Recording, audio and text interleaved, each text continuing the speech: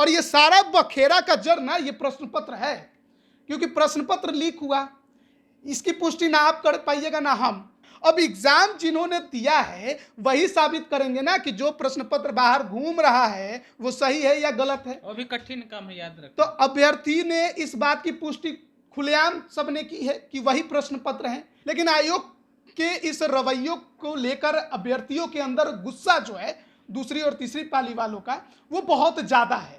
अरे BPSC cut off जारी करती है, बीपीएसएससी अब कट ऑफ जारी करती है, आप क्यों नहीं करिएगा? जी बिल्कुल, सवाल तो है, बहुत बड़ा सवाल। ओएमआर सीट की जो कार्बन कॉपी है जिसे लोग स्टूडेंट कॉपी भी कहते हैं वो भी आप नहीं देते हैं, आंसर की भी आप जारी नहीं करते। आपने किस सवाल के किस ऑप्शन को सही उत्तर माना है ये अभ्यर्थियों को कैसे पता चलेगा? देखिए उसी मामले में अभी कोर्ट में मामला चल रहा है बीपीएससी का कि जब से नेता प्रतिपक्ष से डिप्टी सीएम की कुर्सी पर बैठे हैं बदल गए, उसके बाद तो इन्होंने बोलना छोड़िए देखना भी छोड़ दिया है। बोलते नहीं सुनिएगा आप इनको, लेकिन ये एक नजर देख ले अब ये भी नहीं करते हैं। और वही 67वीं परीक्षा को लेकर जो गलत उत्तर और प्रश्न को लेकर बवाल प्रदर्शन में पटना में हुआ, उस पर इनसे सवाल किया गया था, इन्होंने उस सवाल को भी नहीं सुना, इग्नोर करके चले गए। चिल्ला चिल्ला कर सवाल पूछा गया था। तेजस्वी यादव पर अब अभ्यर्थी भरोसा नहीं करने वाले हैं। उन्होंने देख लिया कि यह नेता केवल जो है कुर्सी के लालची बनकर बैठ गए हैं, ये हमारे लिए कुछ नहीं करेंगे। और मैंने उनसे ये पूछा तो फिर ये बताइए कि तारीख क्या होगी आंदोलन की? आप तो 15 से 20 फरवरी लिख रहे, कोई एग्जैक्ट डेट तो दीजिए। उन्होंने कहा कि बिहार में विधानसभा के अंदर बजट सत्र शुरू होने वाला है 28 फरवरी से, 27 फरवरी से, तो उसके पहले ये आंदोलन होगा। 22-23 फरवरी के आसपास इसी 3 तारीख में से किसी एक तारीख को आंदोलन का डेट फिक्स होगा और इस बार पटना में हम लोग हुजूम उतारेंगे। नमस्कार, आप देख रहे हैं लाइव बिहार, मैं हूं आपके साथ असलम अब्बास। बिहार में प्रतियोगी परीक्षाओं का तैयारी और फिर नौजवानों में जुनून, छात्रों में मेहनत करने की लगन किसी से छुपी हुई नहीं है। प्रतिभाओं का छन्ना और प्रतिभाओं का निकल कर आना पूरे देश और दुनिया जानती है। लेकिन हम आज बात आपको कर रहे हैं बीएसएससी, जो बिहार कर्मचारी चयन आयोग है, उसका सीजीएल का एग्ज़ाम हुआ था, परीक्षा हुआ था, जिसमें पेपर लीक होने की बात आई थी, जिसके बाद परीक्षा रद्द कर दी गई थी। लेकिन 2 पाली का परीक्षा रद्द नहीं हुआ था। इन तमाम बातों को लेकर हम चर्चा करेंगे। मेरे साथ आज मौजूद हैं राजमोहन तिवारी, मेरे सहयोगी हैं। एक एक करके आपको बताएंगे कि आखिर बच्चों और छात्रों की मेहनत क्यों बेकार हो जाती है। तो पहला बताइए कि परीक्षा और फिर एग्ज़ाम का रद्द हो जाना। देखिए सबसे पहले तो आप सभी जानते हैं कि बीएसएससी सीजीएल 3 की जो प्रतियोगी परीक्षा आयोजित कराई गई थी दिसंबर के महीने में, और 23 और 24 दिसंबर को 3 पालियों की ये परीक्षा थी। लेकिन प्रथम पाली के दौरान ही जो प्रश्न पत्र थे वो सोशल मीडिया में घूमने लगे, आरोप लगा कि पेपर लीक हो गया है। उसके बाद भी दूसरी और तीसरी पाली की परीक्षाएं कराई गई। आर्थिक अपराध इकाई को जांच आयोग ने सौंपा था। आर्थिक अपराध इकाई के जांच के आधार पर प्रथम पाली की परीक्षा को रद्द कर दिया गया, लेकिन दूसरी और तीसरी पाली की परीक्षा को रद्द नहीं किया गया। उनके प्रश्न पत्र भी सोशल मीडिया में घूम रहे थे। अभ्यर्थियों ने आयोग से, सरकार से गुहार लगाई कि देखिए पेपर लीक तो हमारा भी हो गया है, ऐसे में जरूरी है कि आप तमाम सभी परीक्षाओं को, यानी तीनों पालियों की परीक्षाओं को रद्द करके एक बार फिर नए सिरे से निष्पक्ष और पारदर्शी तौर पर परीक्षा को आयोजित कराएं। लेकिन आयोग का कहना है कि आर्थिक अपराध इकाई ने जो जांच किया है, जो जानकारी दी है, उसके अनुसार 1 पाली की परीक्षा प्रभावित हो रही है, 2 पाली की होती नजर नहीं आ रही है। सबूत आपके पास है, यानी अभ्यर्थियों के पास, तो हमें दीजिए अपने पूरे व्यक्तिगत डिटेल के साथ, नाम, पता, कहाँ मिला, कैसे मिले, ये सब कुछ। कई अभ्यर्थियों का ये दावा है कि उन्होंने आयोग को ये तमाम जानकारियां दी हैं, हालांकि उससे भी ज्यादा कुछ बना नहीं है। आयोग ने एक तरफ ये स्पष्ट कर दिया है कि जो प्रथम पाली की परीक्षा है वो मार्च में 5 तारीख को लेने जा रही है, संभावित तिथि उसके तरफ से जारी कर दी गई। लेकिन आयोग के इस रवैयों को लेकर अभ्यर्थियों के अंदर गुस्सा जो है दूसरी और तीसरी पाली वालों का वो बहुत ज्यादा है। उन्होंने ट्विटर पर महाआंदोलन भी किया, किसी ने कुछ सुना नहीं। 4 जनवरी को उन्होंने पटना में आंदोलन किया, जिस प्रकार से बर्बरतापूर्ण लाठीचार्ज पुलिस के द्वारा किया गया उनके ऊपर, कई के सर फूट गए, हाथ टूट गए, पैर टूट गए। लेकिन आयोग के नज़र में ये तमाम चीज़ें नहीं गईं, सरकार के नज़र में भी ये तमाम चीज़ें नहीं गईं, लेकिन जिस छात्र नेता के नेतृत्व में वो आंदोलन हो रहा था वो काफ़ी ज़्यादा बीमार हो गए। नाम उनका दिलीप कुमार है। 4 तारीख के बाद वो इलाज कराने एम्स चले गए। आंदोलन ठंडा पड़ गया, धीमा पड़ गया। बहुत लोगों ने इस आंदोलन के बाद अपनी राजनीतिक रोटियां भी सेकी। कुछ लोगों ने अभ्यर्थियों को गुमराह करने का भी काम किया, भटकाने के भी खूब कोशिशें की गई। अभी छात्र नेता दिलीप जो है इलाज करा रहे हैं एम्स में दिल्ली। अच्छा राजमोहन जी, उसमें एक और बात बताइए, लाठीचार्ज का बात बोल रहे हैं दिलीप नेता और दिलीप जो छात्र नेता हैं, बहुत राजनीति की बात आपने की, राजनीति हुई थी और बिहार में मौजूदा डिप्टी सीएम लगातार नौजवानों को रोजगार की बात करते हैं, इस पे भी थोड़ा सा बता दीजिए। नहीं, इस पर तो जग जाहिर है ना कि जब से नेता प्रतिपक्ष से डिप्टी सीएम की कुर्सी पर बैठे हैं बदल गए, उसके बाद तो इन्होंने बोलना छोड़िए, देखना भी छोड़ दिया है। बोलते नहीं सुनिएगा आप इनको, लेकिन ये एक नज़र देख ले, अब ये भी नहीं करते हैं। बीपीएससी 67वीं का मामला उछला था और ये वही इंसान है ना जिन्होंने कहा था कि बिहार में अब लीक सेवा आयोग हो गया है। 5-5 हजार रुपया मुआवजा देने का ढिंढोरा इन्होंने ही पीटा था ना।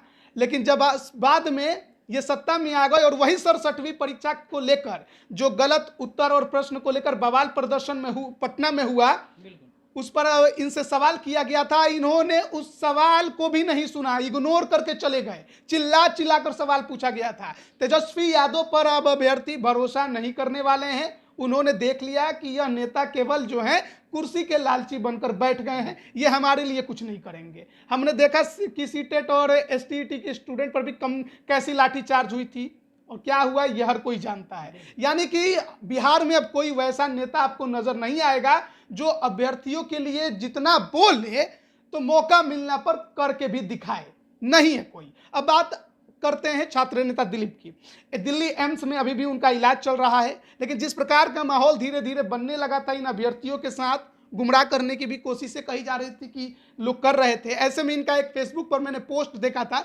जिसमें इन्होंने कहा था कि 15 से 20 फरवरी के आसपास ये दोबारा से उस परीक्षा को रद्द करवाने के लिए आंदोलन करेंगे। इस मुद्दे पर मैंने खुद छात्र नेता दिलीप को अभी आपके सामने ही मैंने कॉल लगाया था, उनसे बातचीत हुई और मैंने पूछा कि क्या आंदोलन करने जा रहे हैं और अब आंदोलन करने का फायदा क्या है, आप हमको ये बताइए। उन्होंने कहा है कि देखिए, पिछले 1.5 महीना मेरे लिए आसान नहीं रहा।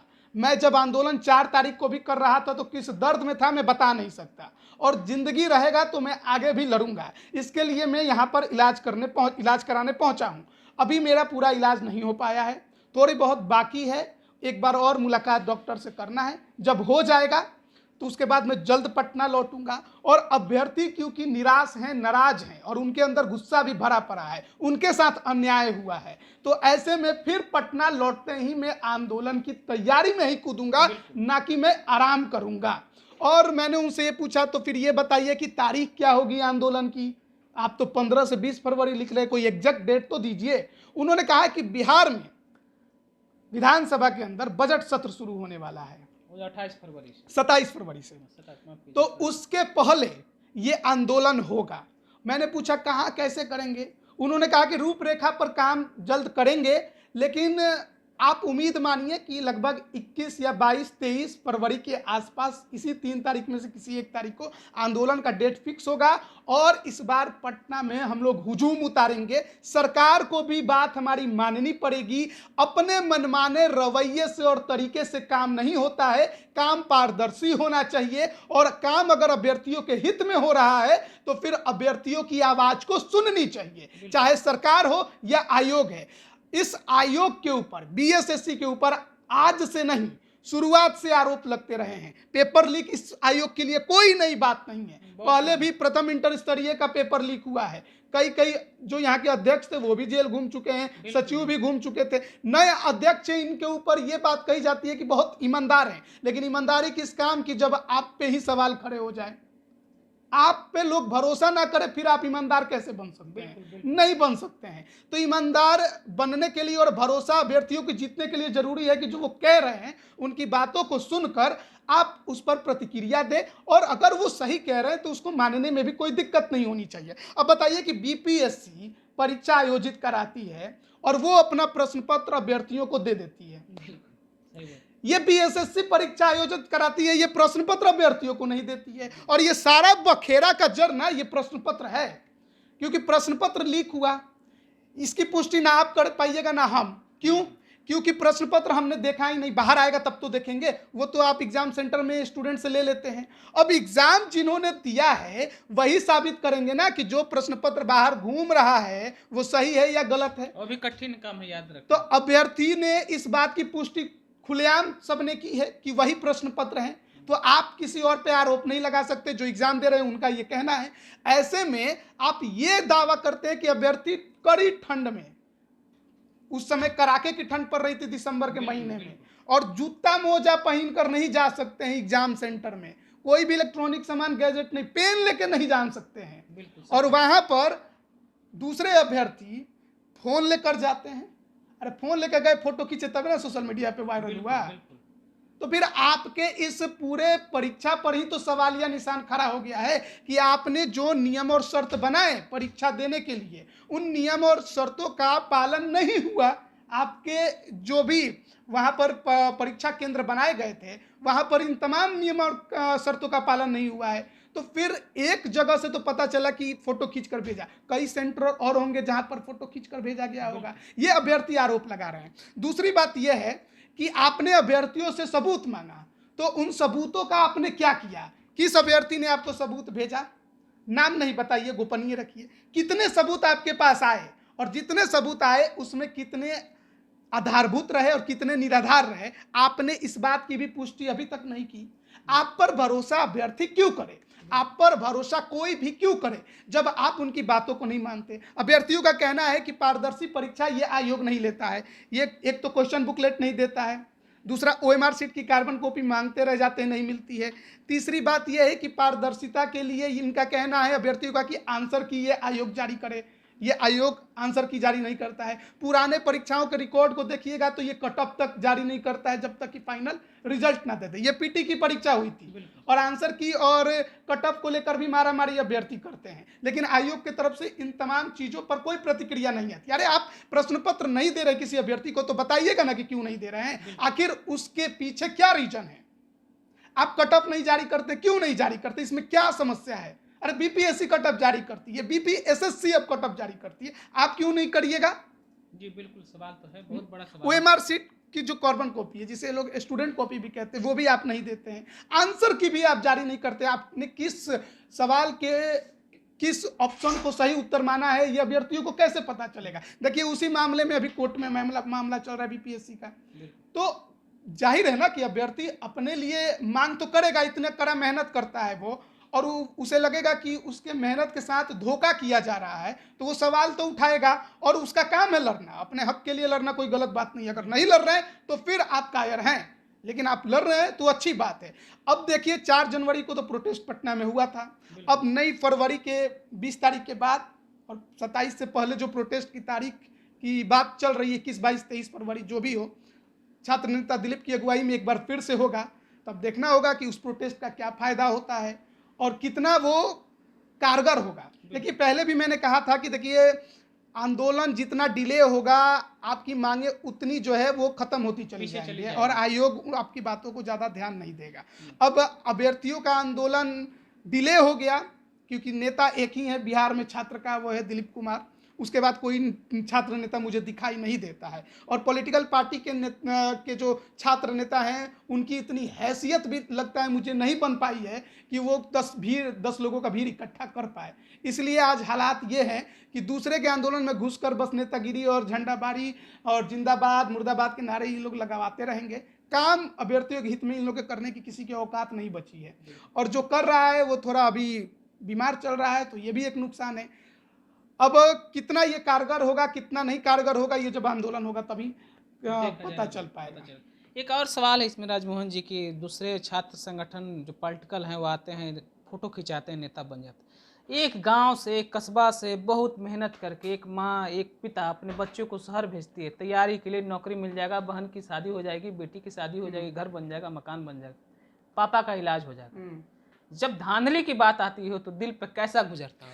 देखिए, प्रतियोगी परीक्षाओं की तैयारी हमने भी की है। हमें लगा कि शायद वो जगह हमारे लिए नहीं है, तो हम लोग उसको छोड़ के किसी और क्षेत्र में चले आए। जब आप कड़ी मेहनत से इस प्रकार की तैयारी करते हैं और ये पूरी परीक्षा धांधली की भेंट चढ़ जाती है, तो सबसे पहले तो दिमाग में ये चलता है कि अपने गार्जियन को क्या जवाब देंगे, क्योंकि बहुत कड़ी मेहनत करके वो पैसा जुटा कर हम लोग को बाहर भेजते हैं, जिन्हें भी भेजे, हर किसी के साथ यही दुख है।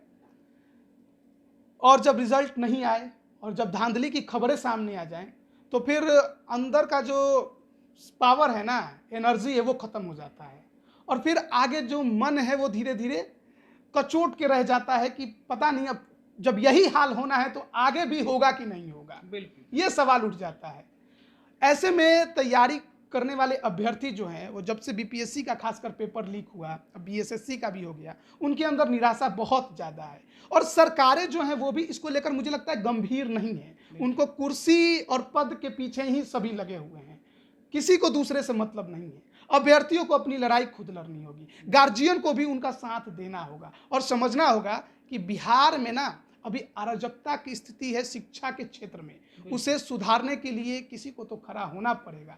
हर कोई बलि गर्दन कटा के ही नहीं देता है, बहुत लोग त्याग करके भी देते हैं। बिल्कुल, बिल्कुल। तो आपने पूरा एनालिसिस को समझा है, बीएसएससी और बीपीएससी को लेकर भी गांव, कस्बे और कड़ी मेहनत पटना और दूसरे शहरों की। तो आप देख रहे थे बीएसएससी के बारे में। आप इसी तरह के दूसरे वीडियो देखने के लिए भी आप हमारे चैनल के साथ जुड़े रहें। अगर आपने हमारे चैनल को सब्सक्राइब नहीं किया है तो सब्सक्राइब कर लें। अगर वीडियो फेसबुक के माध्यम से देख रहे हैं तो फॉलो और लाइक करना ना भूलें। धन्यवाद।